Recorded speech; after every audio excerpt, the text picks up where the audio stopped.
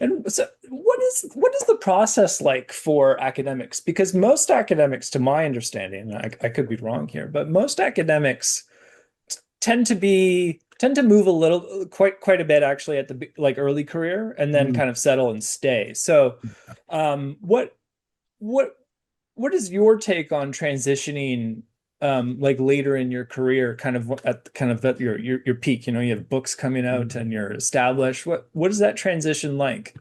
Yeah, it definitely winnows down the number of opportunities as you move along, uh, in part because people don't really necessarily want to hire a senior person with tenure that if you end up hating them, what are you going to do about it afterwards, right? So most institutions are more inclined, most departments are more inclined to hire junior people that they can kind of raise up into the culture of their departments and their institutions for better or for worse.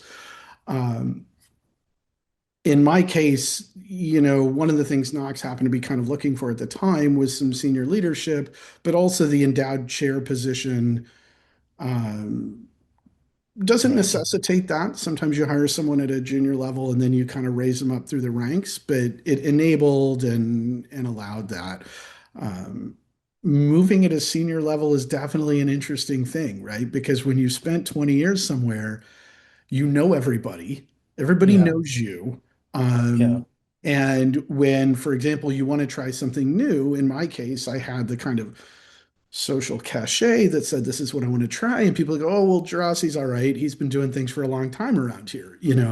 And when you come to a new place, you don't have the automatic, oh, he can be trusted, right? And so Yes. that's an Right. interesting change for me in developing relationships with my colleagues that I'm developing them in a very, very different kind of way. And on the other hand, I'm also tenured and stuff. So I don't have any of the kind of tenuous, fearful, if I was in my second year, you're worried about who you might offend because you don't know if that's going to come back to bite you.